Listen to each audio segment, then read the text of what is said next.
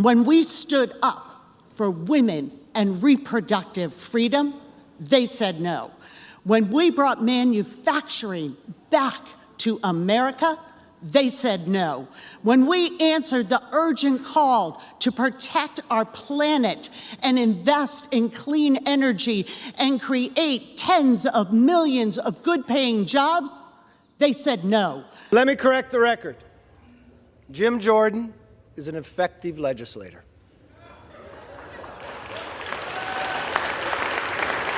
Some of my members I know with the most bills to their name are the most selfish. Jim Jordan, on the other hand, is one of the most selfless members I've known. This country is too great for small visions. Trust me, being Speaker is not an easy job, especially in this conference. But I've seen Jim spend his entire career fighting for freedom. No matter what, no matter the odds, and I know he is ready for the job. MAGA extremism is designed to divide, and it has broken the Republican Party. Their nominee's vision is a direct attack on the freedom and the rights of the American people, and he's got the record to prove it. The Republican nominee has voted against health care for children, for veterans, even for 9/11 survivors. He has opposed lowering the cost of insulin repeatedly. He wants to cut Social Security and Medicare. Don't take it from me. It was raised on the other side of the aisle just this week as a selling point to make him Speaker. He's had the courage to talk about a long-term plan and to get at the real drivers of debt, and we all know what they are. We all know it's Social Security, we all know it's Medicare, we all know it's Medicaid. No president of either side has been willing to deal with this. The Republican conference is saying they are sending us home for 6 weeks without funding the government, that we have one bill out of 12 completed because extremists are holding your conference hostage. And that's not the full story. The extremists are holding the American people hostage. MAGA ideology is about controlling people, their health, their lives, their bodies. And in these bills, they're continuing their march towards a national abortion ban, defunding family planning programs, banning from providers from talking to patients about abortion care, banning medical students from even learning how to provide safe abortions. Those are their values. In these bills, they're gutting public education and child care. They're even defunding programs for missing and exploited children. We see the extreme values of the GOP in these bills. These values are not shared by the American people. We are here to serve people. These bills work against them. As a high school principal, Mr. Bowman knows very well the old fire alarm trick. And there would be accountability for his students if they pulled the fire alarm. And so that is why we are here today, making sure that there is accountability. The bottom line here is that he was charged with a crime after an investigation by the police. He did break the law. He did plead guilty. And we need to hold that member accountable. That is why we have brought this resolution today. It is not pathetic. What's pathetic is somebody who's a grown adult pulling a fire alarm like they're in a high school. This ridiculous censure is how the Republicans are spending the time of this chamber and the time of the American people. The MAGA majority should be embarrassed if they are still capable of shame. Republicans filed this censure the same day they decided to shield the identities of January 6 rioters. I do have to hand it to the majority. They have managed to both push an extreme agenda and be a do-nothing majority. The historic dysfunction that we are seeing, this intra-party fight that the American people have been drawn into, is imperiling our national security. It will imperil the ability of this government to deliver basic services. It is imperiling our jobs and our responsibility to serve our constituents. But it is also entirely predictable. They're failing to convene Congress today, but for years they have failed to deliver the votes for the American people. When schools and small businesses needed to reopen and the American people wanted vaccines, they said no. When we capped insulin costs for seniors at $35 a month, they said no. When we lowered health care costs and premiums for working families, they said no. When we defended the civil rights of LGBTQ plus Americans, they said no. When we protected lives from senseless gun violence, especially in the wake of the horrors of Buffalo and Uvalde, they said no.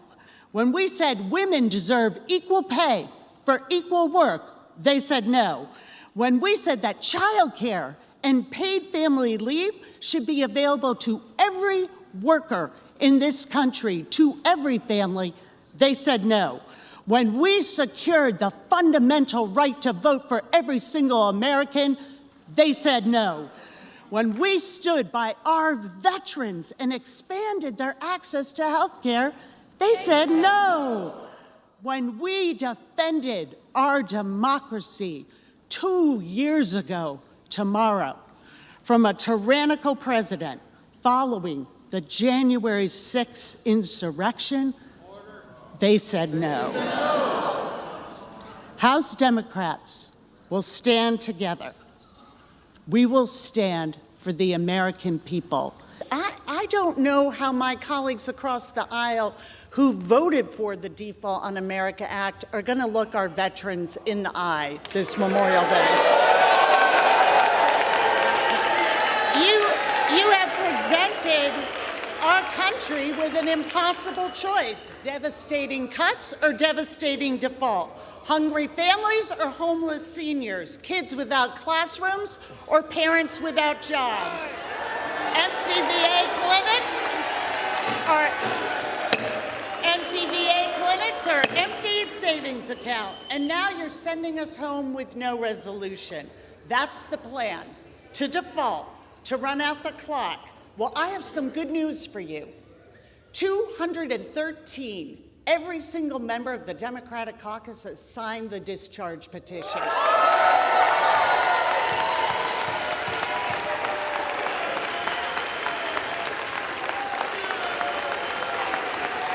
So before you go home, it only takes five patriots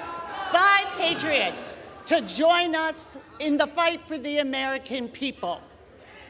Join us, sign the petition, stay here and fight for American families, fight for their American security. Thank you, Mr. Speaker. Members are advised that votes are no longer expected in the House tomorrow. Last votes, we still have more work to do, don't celebrate too early. Last votes for the week and the month are expected now at approximately 250 today, so we will have one more vote series today.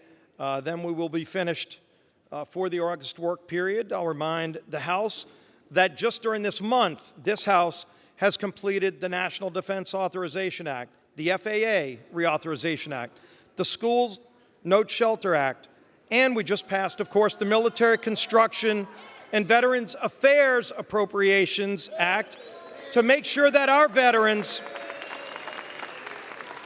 to make sure that we fully fund health care for our veterans, we support suicide prevention, and we also fund housing and other services for our men and women in uniform who keep us safe. With that, I would be happy to yield to The Democrat whip, Ms. Clark. Thank you. I appreciate the leader for yielding. I think we have very different definitions of success for the American people. As Democrats, we have been focused and have been successful in growing our economy by growing the middle class, lowering healthcare costs, making sure that we are addressing climate change, having safer communities. We will have 12 days when we return to fund the government, to live up to the job the American people sent us here to do. This is a reckless march to a MAGA shutdown. And for what? In pursuit of a national abortion ban? Is that what we are doing here? The American people see through this. They know who is fighting for them, fighting for solutions. Your time is coming. The American people are watching. They are going to demand accountability.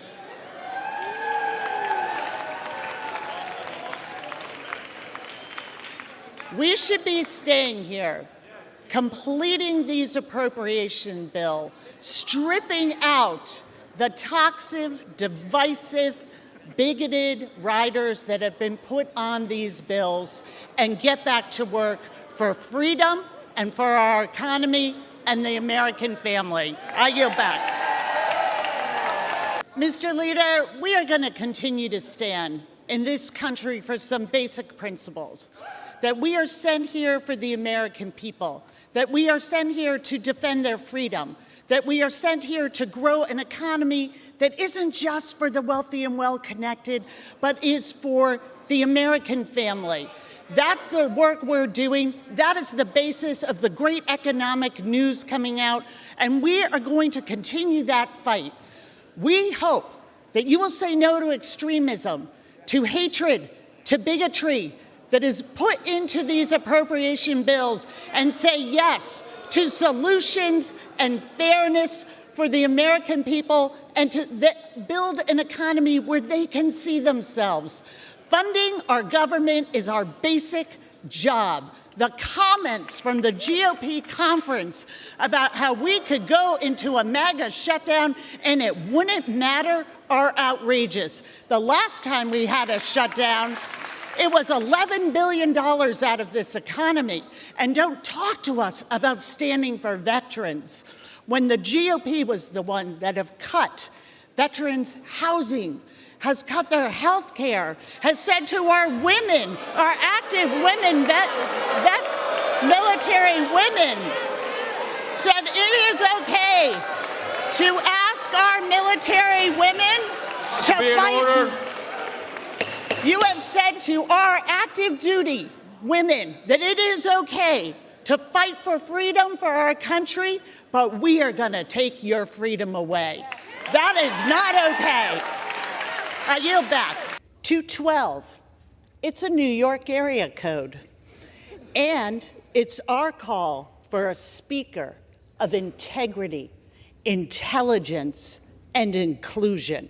212 is our call for a speaker who will protect our children, our veterans, our planet. 212 is our call for a speaker who will grow the middle class, lower costs, create good-paying jobs, and make health care affordable. 212 is our call for a speaker who will secure liberty, justice, and opportunity for everyone.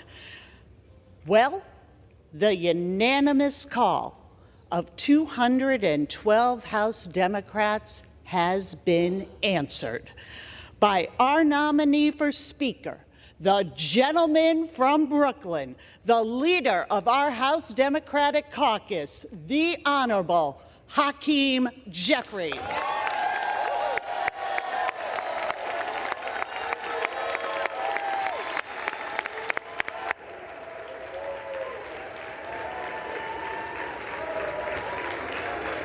Over his 16 years in the House, the Republican nominee has never supported a farm bill. What does that mean? What does that mean? It means he has turned his back on farmers, on rural communities, and the 11 million children who go to bed hungry in this country. The Republican nominee wants a national abortion ban with no exceptions for rape, incest, or the health of a mother. We want to make our own healthcare decisions in consultation with our families, our doctors, our faith, not with Jim Jordan.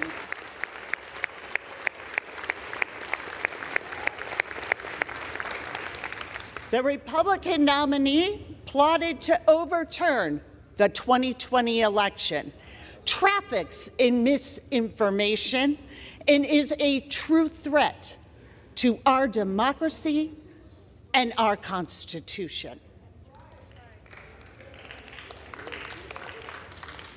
I have had the privilege of working here in the People's House for almost 10 years.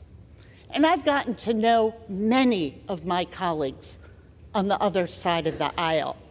And I know that you hear the same thing that I do. The American people expect us to work together on their behalf.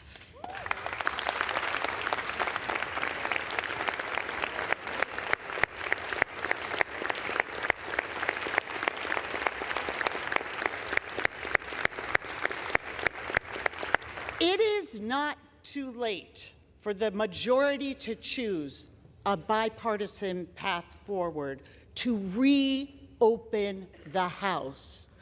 Take yes for an answer.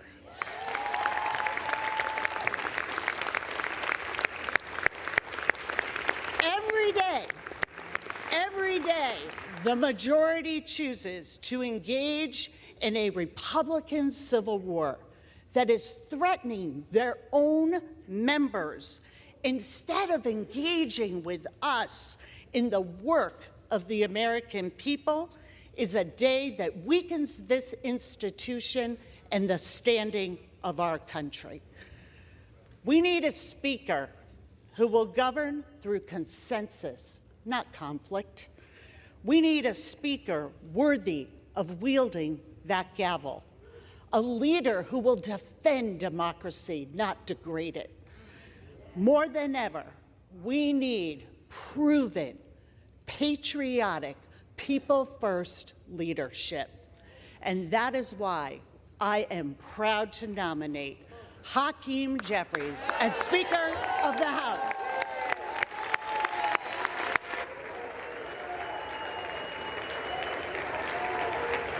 Mr. Speaker, a budget is a reflection of our values and what a low value the majority places on women and children in these bills. In the 2 minutes allotted to me, 40 Americans will be physically abused by a partner. 40 Americans. But instead of standing with those survivors, MAGA Republicans are defunding the Violence Against Women Act. And they're taking away survivors' access to legal counsel. Those are the GOP's values? Millions of parents sent their kids to school today not knowing if they'll come home safe. The Republicans' response? Unleash more guns onto the streets, including untraceable ghost guns. Those are their values. And about those schools, in these bills, they're gutting public education and childcare. We are here to serve people. These bills work against them. I urge my colleagues to vote no, and I yield back. Mr. Speaker, I yield 3 minutes to the gentlewoman from Massachusetts, the Democratic whip, Ms. Clark. Gentlelady is recognized for 3 minutes. I thank the gentleman for yielding. As we speak here today, conflicts are raging around the globe, and the American people have told us exactly what they want us to do.